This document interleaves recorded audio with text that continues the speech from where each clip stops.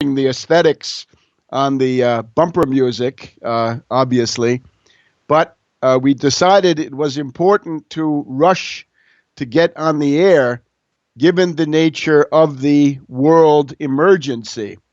Today, this morning, the North Korean government has threatened the Obama regime with thermonuclear war, and that may be an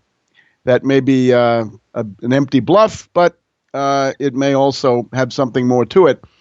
And for sure, tomorrow, Wednesday, Barack Obama will declare war on the economic rights of the American people.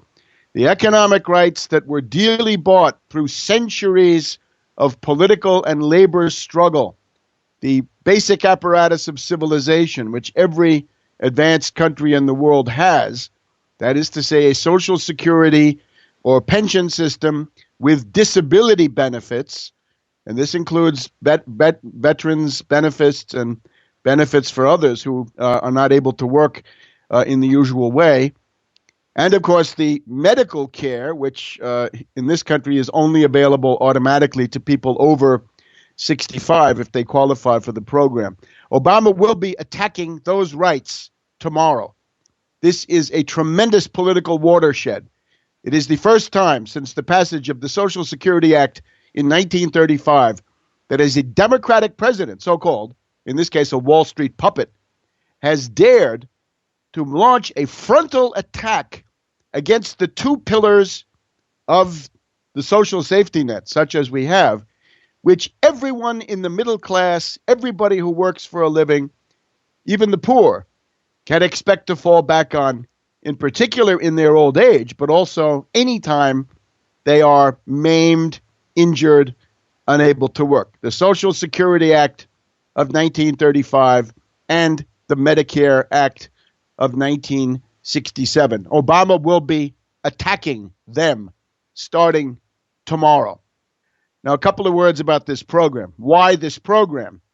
You may be familiar with another broadcast that I do on another network. You can catch up with that at Tarpley.net. Tarpley.net is the touchstone for everything. I find again and again, if you don't read Tarpley.net, you simply do not know what is happening in today's world.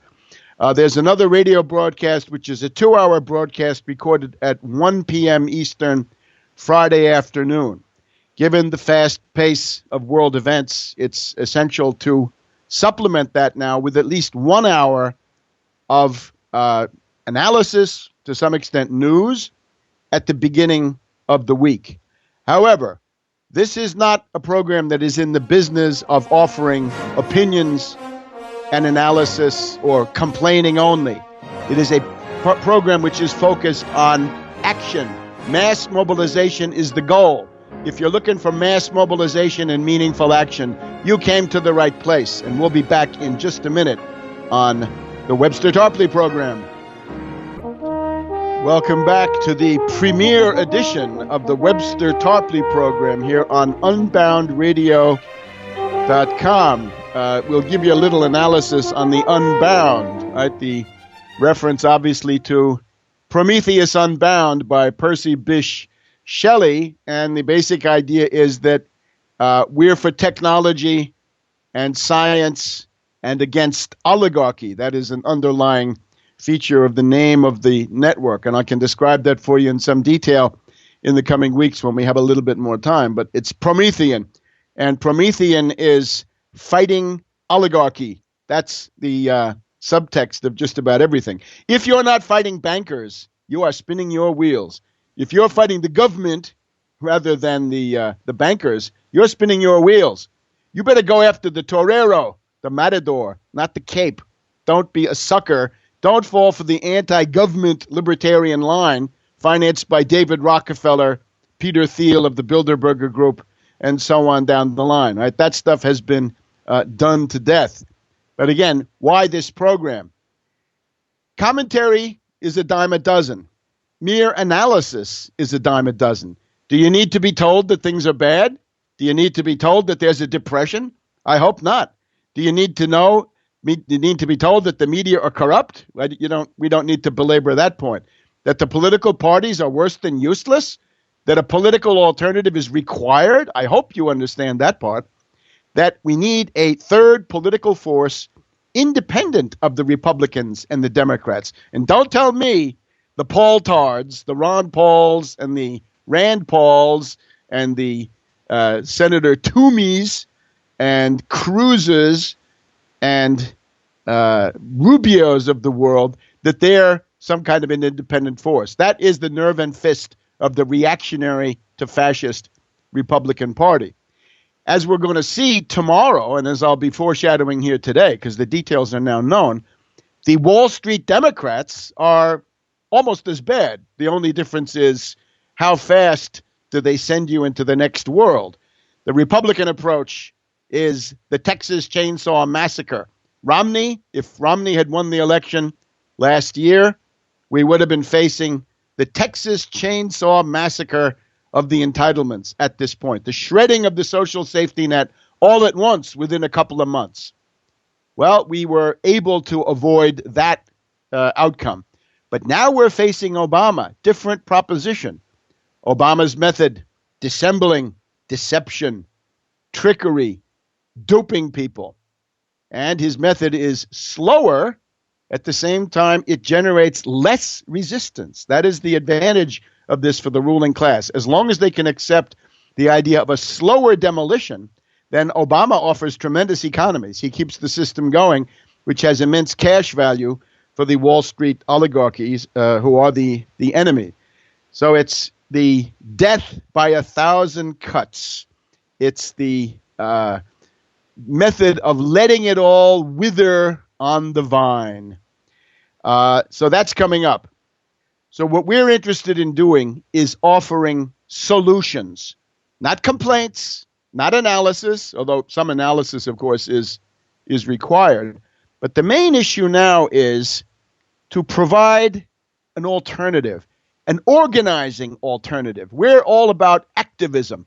In particular, I have been associated now in the last year or two with the United Front Against Austerity. The great issue of the world in our time is austerity. The bankers, the zombie bankers, the hedge fund hyenas, the Wall Street oligarchs, the City of London, Wall Street, the rest of them, they brought on this depression. We are now in a world economic depression of unimaginable proportions. Similar to the 1930s, in many ways worse than the 1930s. A depression of this dimension is an expensive proposition.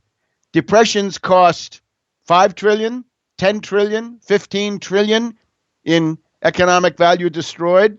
The sky's the limit because it doesn't end. Who's going to pay for that? Oh, our dear friends from Wall Street have an immediate proposition. Working people get to pay. And Obama clicks his heels and says, yes, we're going to cut Social Security and Medicare, and he's already been doing it. And the Republicans try to elbow in and say, no, we can do it quicker and more brutally and better. That's a real Hobson's choice. But our proposal is different. We say, no, the finance oligarchs, zombie bankers, and hedge fund hyenas who started this depression, who are responsible for it with their lunatic notions of deregulation, the deregulation of derivatives, the abolition of the Commodity Exchange Act of 1936, the abolition of Glass-Steagall and so forth, and through their privatization, the privatization of Fannie Mae, Freddie Mac, and so many other former government institutions, privatization of large parts of the economy, they get to pay. We want to take it out of their hide, not our hide. So we say 1% Wall Street sales tax. We say this to people on the right. Oh, if you're a libertarian, you don't like Wall Street, huh? Well, let's see that in action. Let's not see you out there as a useful idiot, a dupe, and a shill for Wall Street's austerity policies, which you think is anti-big government. Because yet that comes out of the hide of the American people more than out of the hide of any government. And to our dear friends over at Occupy, those who have fallen under the realm of, under the rule of the anarchists from Adbusters and so forth. What are you going to do? Complain about Wall Street until the end of time? Where's your action program? How about hitting them where it hurts? How about hitting them in the Labanza? 1% of all their flash trading, program trading, high-frequency trading, 1% of all of their derivatives, stocks, bonds, futures, options, indices, and so forth. That will stabilize the federal budget. At that point, the need for austerity disappears. The word austerity is canceled from the language, except as a vile curse, as a residue of the barbaric past, a relic of barbarism. So we're against austerity, and we're into making Wall Street pay, not just loading them with insults and abuse, but making them cough up. So that's our approach. It's programmatic. We know what to do. We're interested in the Wall Street sales tax. The other point is, beyond that, if you want to have an economic recovery, you've got to get the richest part of the government under your control. The richest part of your government is obviously the Federal Reserve. And we don't want to end the Fed. We want to seize the Fed. We want to take it over. There's a credit generating power in there, which is measured in the tens of trillions of dollars. And if you have empty factories, and we do, and if you have unemployed skilled workers or unemployed workers who can acquire skills, and we do, well, all you need then is money. The political fiction of money to put those together and get a recovery of awesome proportions. Full employment. Ever hear of that? It's within your reach. Anytime you want to stop messing around with Occupy or the Paul Tards or whatever you've been wasting your time on, get into action with the United Front Against Austerity. You'll be part of a movement that says, in effect, let's seize control of the Federal Reserve. Let's nationalize it, deprivatize it, federalize it, seize it, any way you want to put it, in whole or in part. If you're not strong enough to get the whole thing, just one little window will do it, right? One little window with a mere 3 to 4 trillion, and the recovery begins to take off. And at that point, all the demagogues get cut off at the knees, because people who thrive on despair, unemployment, heteronomy, and all that, they cannot exist in a climate of optimism, which is 30 million jobs for the United States. Openers. 30 million new productive jobs at union wages. Davis-Bacon union wages. As you can hear, we're pro-labor. We're different from the Paul Tards, the Republican Party, who want to bust every union. And of course, there again, Obama says, don't do it in such a crude, open way. Don't do it like Walker in Wisconsin or Snyder in Michigan. He doesn't do anything to stop them. Or Mitch Daniels in Indiana, or Kasich in Ohio tried it too. Obama says, look, I can destroy those unions on the installment plan. I'll do it gradually, piece by piece. So Wall Street, support me. That's the one that we have to deal with right now. So in the States, this is the policy of Mussolini and Hitler. What was the first thing Mussolini and Hitler did when they seized power? 1922, more or less. 1933 in Germany, bust every union, shut down every union. And if you tell me you don't like unions, you don't like the people involved, this is a structural question. As long as the only power center in the society is banks, the banks will control the government. As soon as there are unions, no matter how corrupt they are, it doesn't matter. It's the Wall Street. Nobody's going to out-top Wall Street in corruption. But the presence of those unions is a structural break, counterweight to the exorbitant power and abuse of the system by Wall Street. So you got to get organized. Trade union action is not enough. And the trade unions right now are all sold out to Obama. Nobody knows that better than me. On the other hand, part of their abuse is that they're so weak. A lot of their crimes grow out of the fact that they're so weak. So along comes little Rand Paul, son of Ron Paul, and he wants to wipe out every union. And Mitch Daniels, and that was Romney too, a nationwide right-to-work law that would destroy every union. Well, that's another part of the apparatus of civilization. Working people have got to be represented in the workplace. So The general philosophy here is that of the New Deal, the Franklin D. Roosevelt New Deal in its best moments. This is not an uncritical acceptance of everything, because at the beginning, some of it was wrong. Plowing under crops is not good. We're not for that. We're for parity prices. It took a while for the New Deal to evolve on that, and they were the first ones to admit it, right? That you have to try things and see if they work. So we are now standing on the shoulders of a giant, right, Franklin D. Roosevelt, who actually worked out a lot of these things. So we can now say this is now a new version of the New Deal with all of the refinements, avoiding all the mistakes. And we can learn a lot from Lend-Lease, and we can learn a lot from the people who tried to stop Hitler in Germany in 1931-32, who said essentially, let's have a massive program of infrastructure. Let's build the Autobahn in 1931 and 1932. Let's suck up 5 million unemployed or more in a vast program of public works, roads, highways, bridges, communications, electrification, and so forth. If that had been done, Hitler would have been cut off at the knees. But since it wasn't done, those highways got built, but they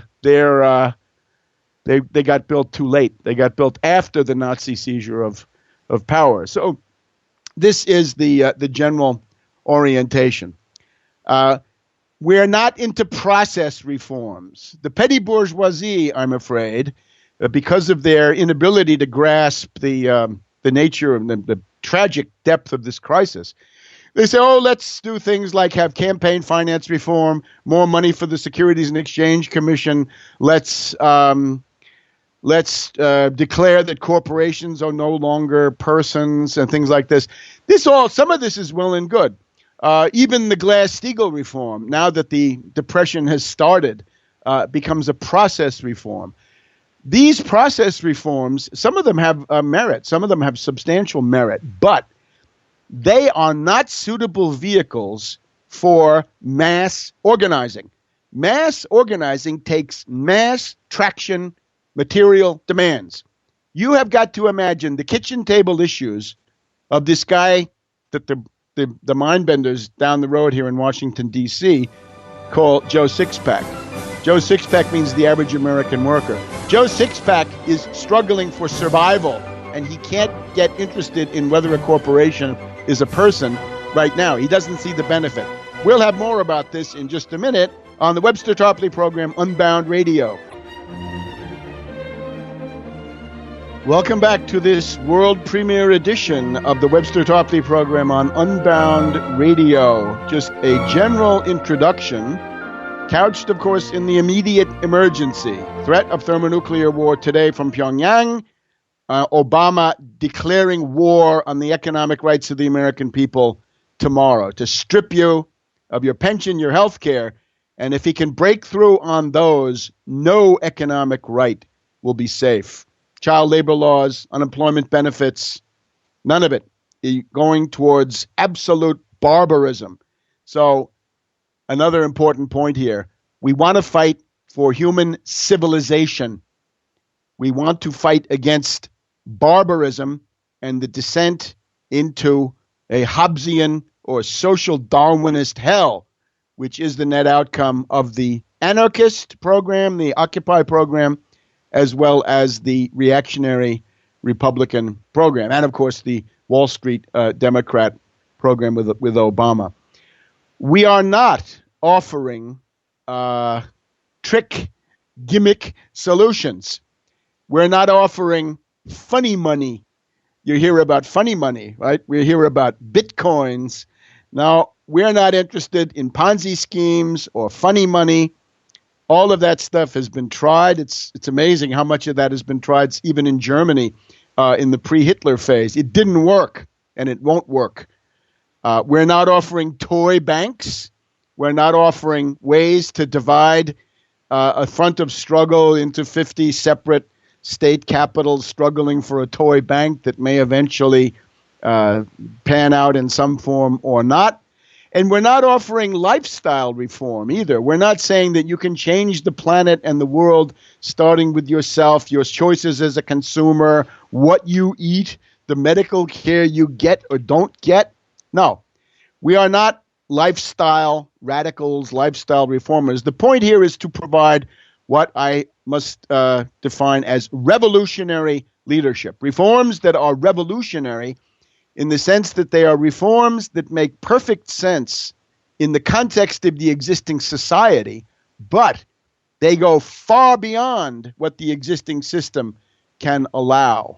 They are reforms that overcome or transform the system into something radically different. So that is some idea of the revolutionary reforms. And again, the Wall Street sales tax, breaking the power of the Wall Street financier oligarchy, is a key part of it. And the seizing of parts of the Federal Reserve, also a key part of it. But not funny money. We're not interested in investment advice per se. You have a right to survive, and we can give you some ideas about how to do that, including in my books, right? You go to tarpley.net, you'll find an array of books. One of them is Surviving the Cataclysm, some advice there about what to do in order to survive economically, personally, because we need you to survive to fight, but not in the sense of trying to accumulate wealth per se, because that's an illusion if Pyongyang makes good on their story with the thermonuclear war. So, economic program, and nothing works without a mass movement. If you don't get a mass movement that's political at the highest level, it's got to be national. It better be international. But if it's not national, it's hopeless. Anything local, anything statewide, this will be severely limited. And even a struggle in a state, for example, the struggle against the fascist Governor Snyder of Michigan, that's got to be backed up by a worldwide mobilization of exposure, denunciation, and the rest, which we've contributed to. And we'll have guests on here who are able to describe and introduce you to the ways in which that will be carried out. But let's now just look. Tomorrow's Wednesday. We're recording here on Tuesday, April 9th. Tomorrow we get the Obama budget. Well, what are the two main things? The first is the introduction of the chained consumer price index, the chained CPI. This is the death of 1,000 cuts for the economic rights of the American people. This is a way to essentially deprive people of their economic rights. The chained CPI does this. It is a way to massively understate the real level of inflation. Now, this system that we have is already understating the real level of inflation. That goes back to Michael Boskin and the Bush the Elder administration 20 years ago. But tomorrow, Obama is going to declare a new phase in that war, and we have got to counter him, one of our main goals here. We'll be back in just a minute. Webster Tarpley program, Unbound Radio. Welcome back to this world premiere edition of the Webster Tarpley program on Unbound Radio. So the bottom line of this introductory broadcast, we're in a world economic depression. It's worse than the 1930s. And if you remember anything about the 1930s, it goes a little bit like this. There are three steps. First comes economic depression. Then comes dictatorship in the form of fascism, union busting, severe austerity, depriving people of their rights. And then you get a world war. Now, all of those elements coexist to some extent, but there are basically three phases.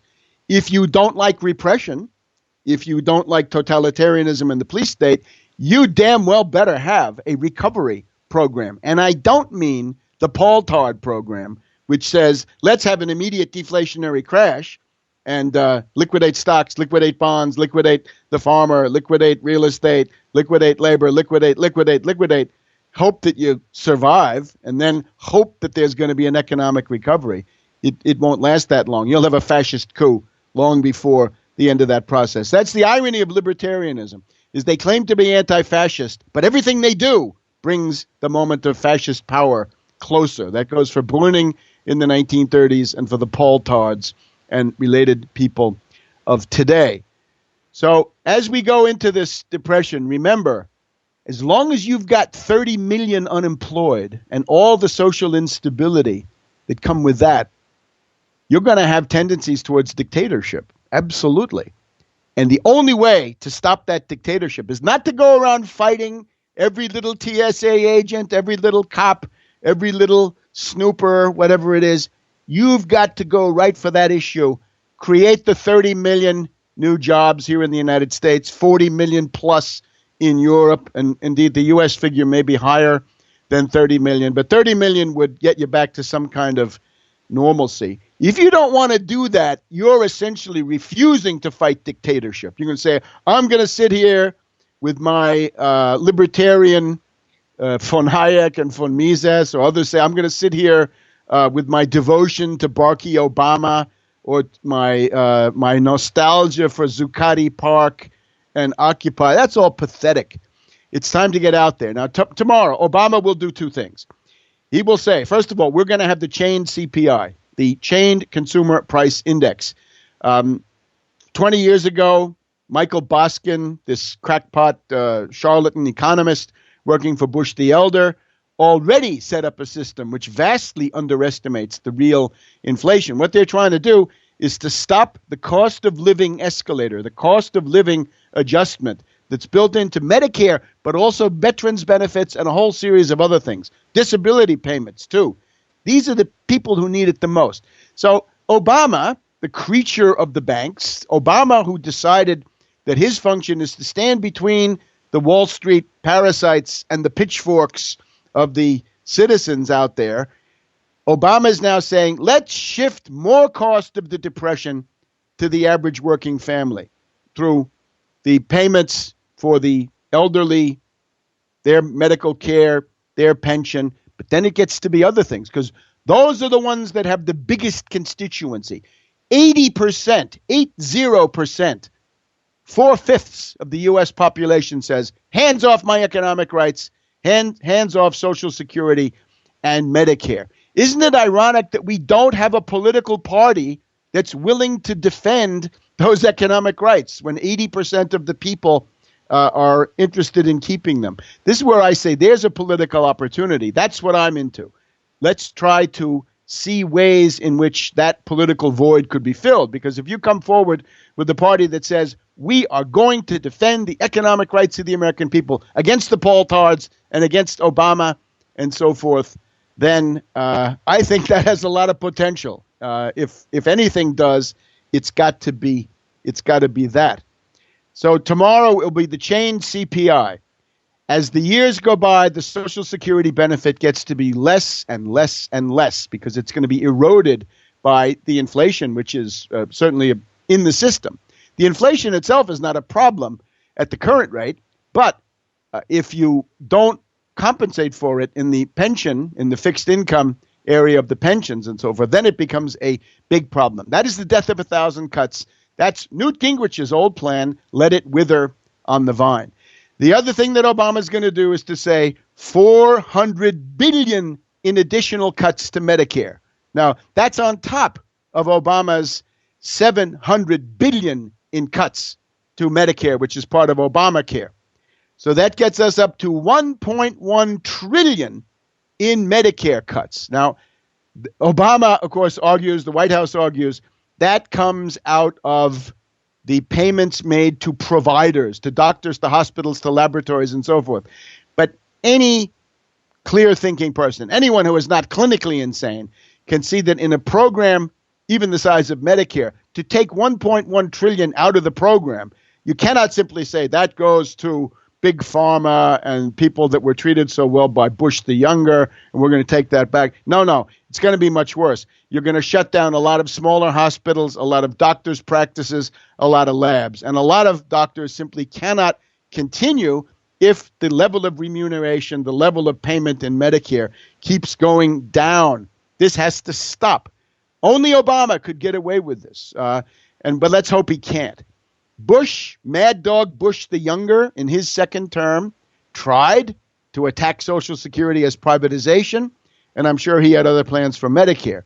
Obama is trying it in a slightly more sophisticated, more devious, demonic way, as he usually does. We've got to mobilize against it. When you say, what can I do? I'm an isolated individual. Well, you're not.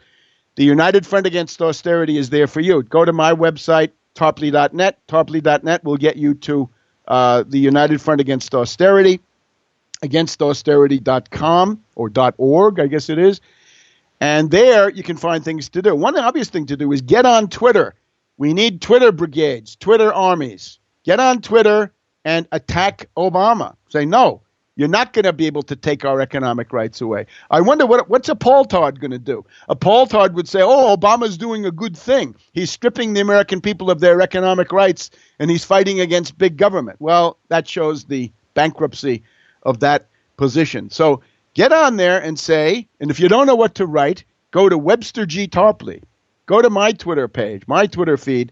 Find out what I'm doing. If you like that, then retweet that, rephrase it, recast it, do whatever you want. You think you can do better? Good. Try it. The more the merrier.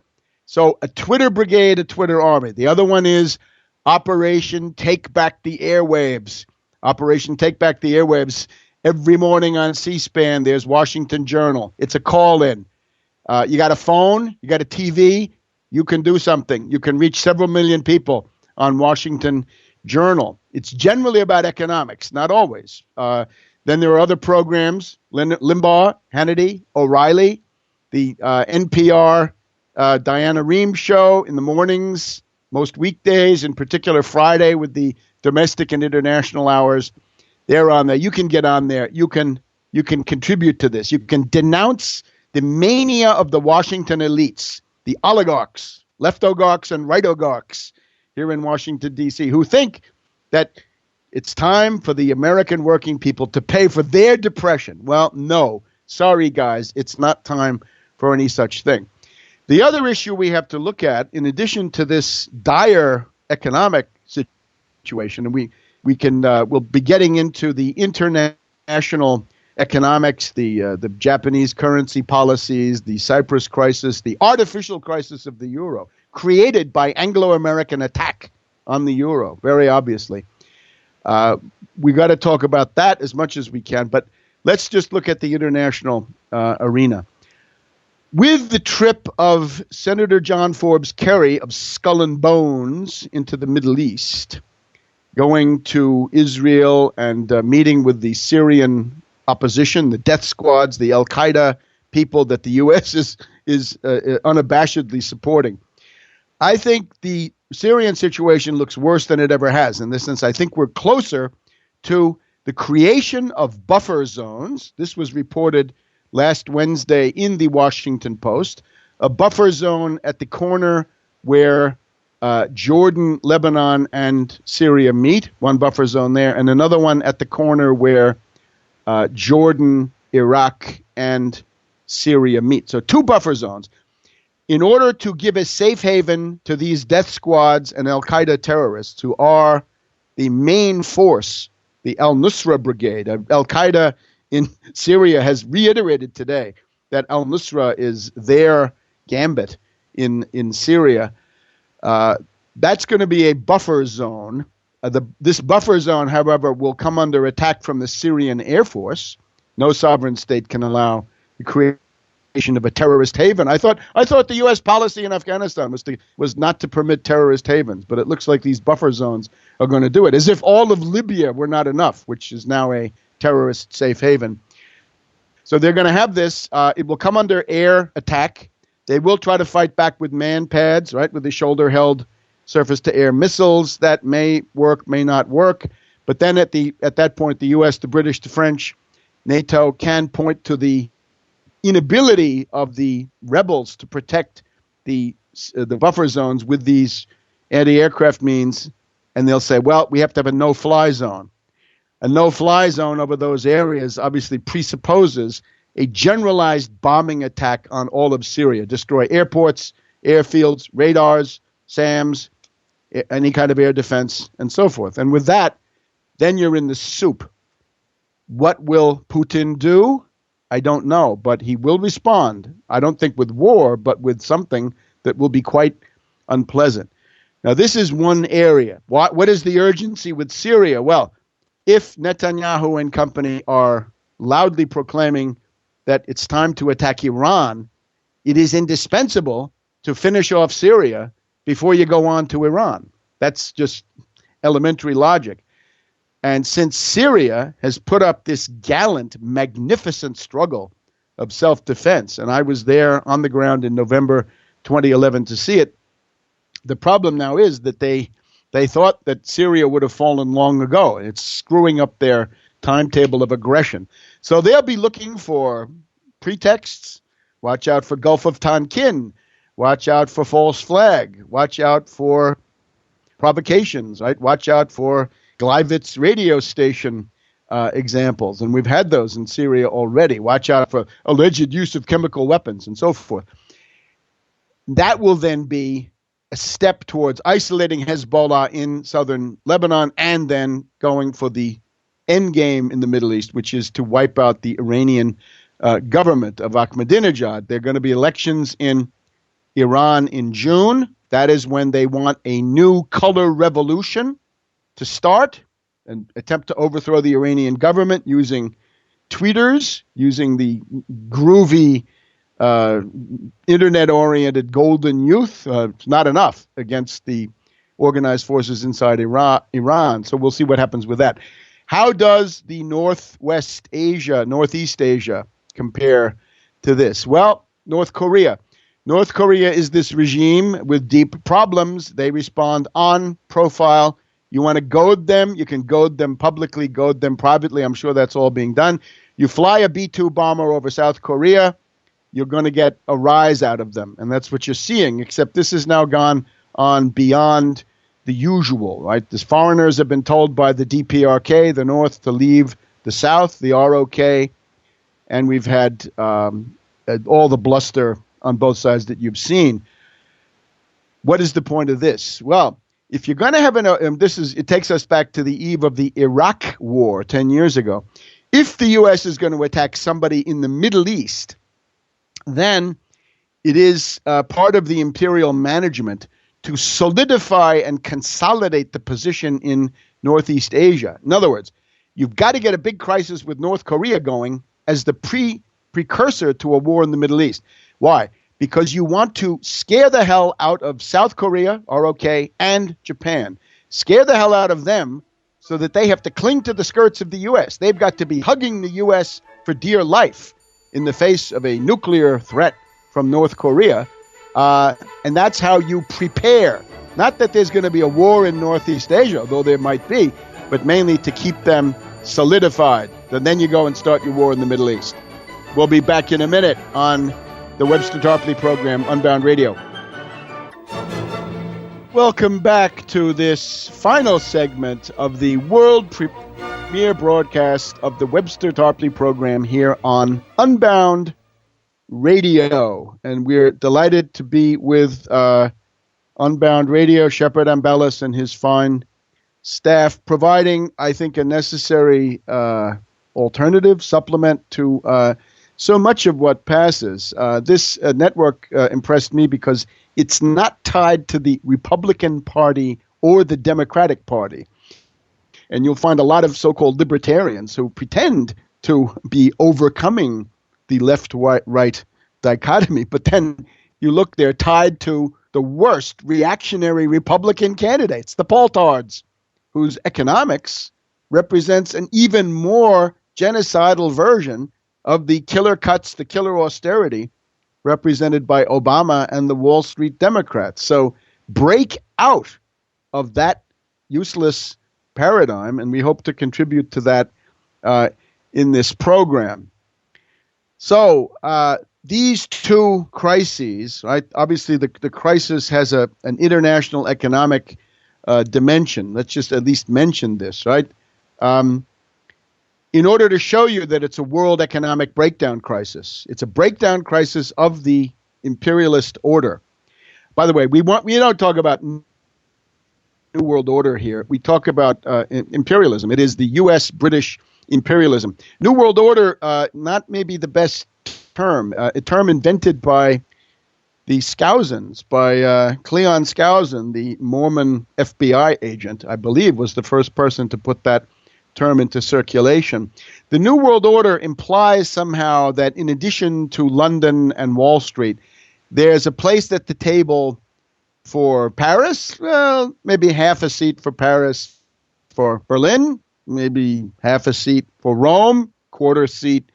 But then when you get to Tokyo, right, half a seat. What about Moscow?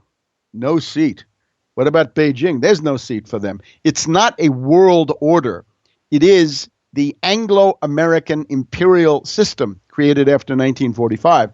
And the struggles that we see are not so much the attempt to create the system, because it exists.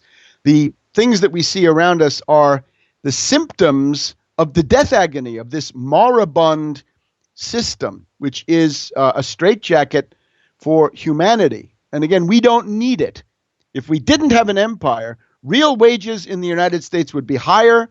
Economic well-being would be far greater if we did not have an empire. And the obvious dimension is war.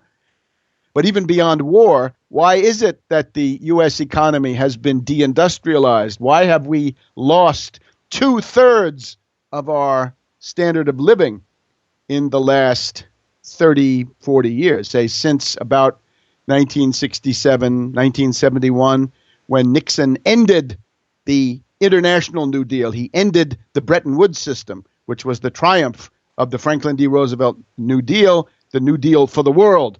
That was the best economic monetary system the world has ever known before or since. Highest levels of economic growth in employment, rising living standards, rising longevity for the world from 1944 to 1971. So that all works, destroyed by Nixon under the guidance of Milton Friedman and other Austrian and Chicago reactionaries. In effect, 1971 was the deregulation of the international currency system. And out of that grows risk, and out of risk grow the derivatives. So New World Order, not the best term. It's really just the old Anglo-American empire and its various satellites. And Putin is not invited to the table. Let's not kid ourselves. And of course, third world, the developing countries, forget it. The reason why we have this war emergency, what is it that has changed? Well, it's the BRICS, I would say, the one big thing that we can point to. We've just had another BRICS summit. So Brazil, Russia, India, China, South Africa. And that group of five states, no matter what the technicalities of their origin, they are now in the process of creating a worldwide alternative to the International Monetary Fund. The International Monetary Fund, of course, not anymore what it was under Bretton Woods. It's gotten much, much worse, which a lot of people have pointed to. Now we have the International Monetary Fund essentially strangling countries, right? All the austerity in Europe is carried out by a troika of the International Monetary Fund, IMF, European Central Bank, and European Union. And in the developing countries, it's straight IMF, right? They come attacking Egypt, let's say, or Libya, right? Setting up destabilizations. The BRICS have announced the creation of an alternative to that. For the first time in many, many decades since the fall of the Soviets, there's another game in town. You don't like the IMF, try the BRICS Development Bank. Now, the BRICS Development Bank has been slow to come forward. It's not capitalized enough. It was supposed to be $25 billion per member. It's less, but it's going to be $50 billion. So if you're Egypt, you now have an alternative. So that's why the war danger comes from the fact that there's an actual challenge to the Anglo-American world system. And that's the kind of stuff we'll be talking about in future broadcasts. So in the meantime, Tarpley.net, Webster G. Tarpley.